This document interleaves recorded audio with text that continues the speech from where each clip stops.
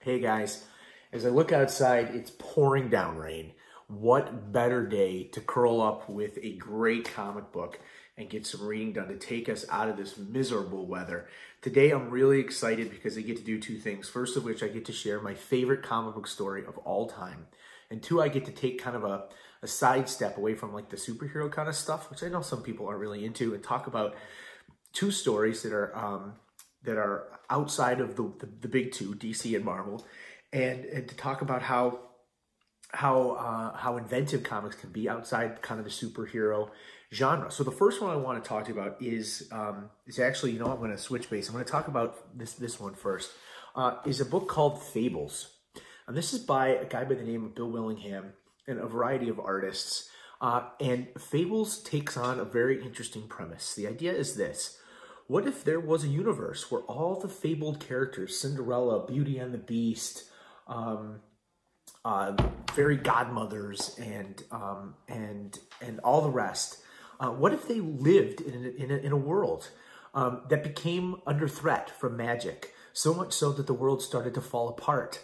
And then what if all of these characters, these creatures, these monsters, all of that had to escape? And what if they escaped to our world? And that's exactly what the story is. So it takes all these characters of Fables, and you'll see the first story is called Legends in Exile.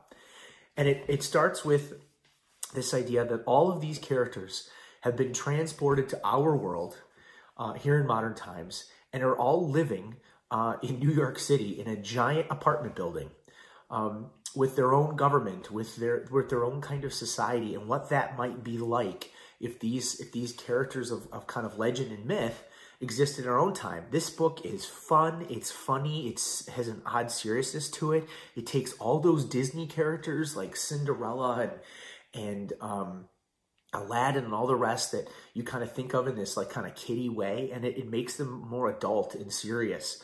The artwork is really beautiful. It's very poetic in a way, and the entire time you're guessing as to who and what is going on and who all these characters are.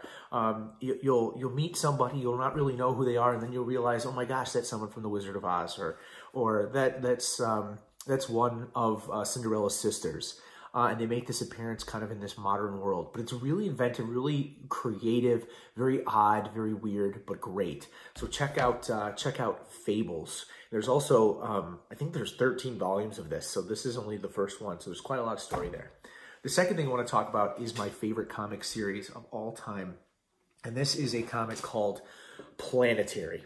This is the Planetary Omnibus. There are I think 4 trades. This is its entire collection in hardcover that I had to have because I reread it over and over and over again.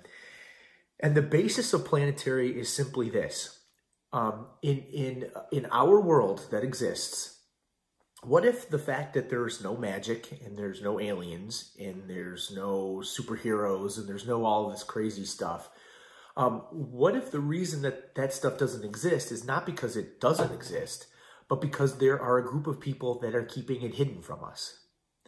A group of archaeologists that find these things and keep them secret. And keep us safe from it. And that's exactly what this story is about. It's about this man, Elijah Snow, who realizes that he can't remember what has happened over the last few years. And the story progresses through 26 issues where his memory comes back, and he's learned that he is one of these archaeologists to time, and that he is very long-lived. In fact, he's lived hundreds of years, and that all these fantastic, amazing things that we think about in our fiction actually do exist. So he meets people like Sherlock Holmes, and he finds Dr. Frankenstein's laboratory.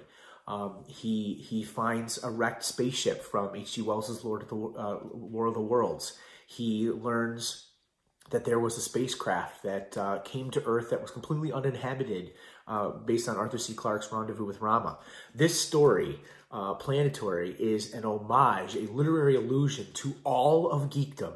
Everything that you can possibly imagine from geekdom is here within these pages. And it's like all these little secret little things. For instance, I'm just pulling this page. Here's a page I pulled at random. And you'll notice that it's some sort of odd mystical hammer that he finds.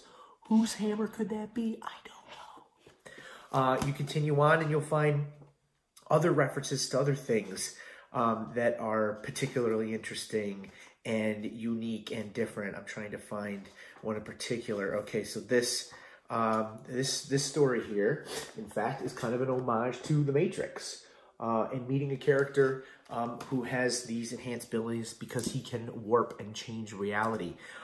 This story is so big in scope. It is so fantastical. It is so crazy. If there's one comic series I would want to make into an HBO kind of Game of Thrones prestige format kind of show, this would be it. You've got 26 episodes of pure adventure, pure fun. There's so many crazy things in it that are just kind of mind-bending. And Warren Ellis, who's the author of the book, does such an amazing job of weaving all this pop culture geekdom into one giant story where everything is connected, from Tarzan, like I said, to The Matrix, from the Marvel's Fantastic Four to the Superman mythos. It's all here. And that is Planetary by Warren Ellis and John Cassaday. So check it out, because I know you will really, really enjoy it. Anyway, I'm talking about it so much that I got to read it because I'm just so excited. So bear with me. I'll see you soon.